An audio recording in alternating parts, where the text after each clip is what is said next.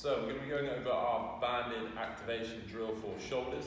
So really simplistic activation drill, just need one piece of kit. We can progress it or regress it as we need. 3 movements within this sequence. We're going to start with a banded pull apart, so we're going to get the shoulders nice and warm, getting some blood flow to the area, firing up the rear delts and the mid back. We're then going to go into a banded shoulder dislocate. We're going to finish then with some external rotations. So we're going to be firing up all aspects of the shoulder, so a little bit of front delt, lots of medial delt and rear delt, and then firing up the rotator cuff as well. Nice prep movement for any our upper body based sessions. So starting with our band pull apart, we're going to start with one strand of the band, taking the band to shoulder width apart. We're then going to get up to shoulder height. We're then going to pull the band apart, keeping the elbows locked out, squeezing back as far as we can. We're going to pinch the shoulder blades together behind us, and then we're going to slowly lower back into that position, maintaining tension on the band. We don't want the band to go back to slack.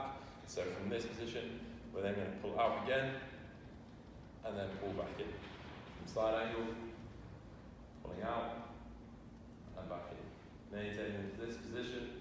Try not to elevate the shoulders too much, trying to keep them down and back, and pulling out into that position there.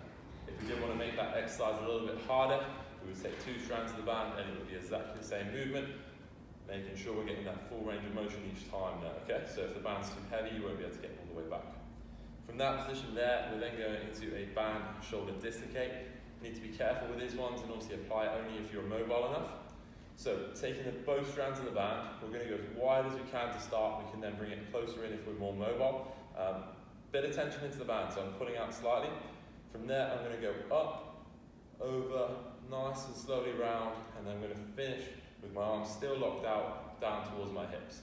I'm then going to draw a big semicircle, staying as far away from my body as possible. I'm coming back into this start position with the band around shoulder height, in between there and my waistband. So nice and smooth up and round, and then back down, and then big circle round.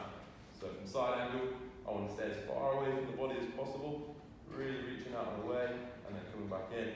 If you do feel like you've got a mobility restriction in this range and you're having to bend the elbows, just work within a range that you're comfortable with, and then as your mobility gets better, you'll be able to go a little bit further. From that position to finish, we're now going to really isolate the rotator cuff, so we're going to come into some banded external rotations.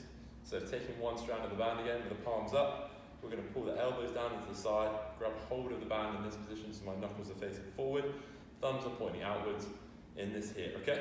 From that position, I'm then going to think about driving my elbows down into my side and into the floor. I'm going to externally rotate to this position as much as I can, and then I'm going to come back in. Externally rotate from here, and back in. I should be feeling this in the back of the shoulder only, and I'll rotate to come through there. What we don't want to see is as we come into this external rotation that we're just pulling out into this position where the elbows leave the side. So elbows tucked in, only work with that range that you have available.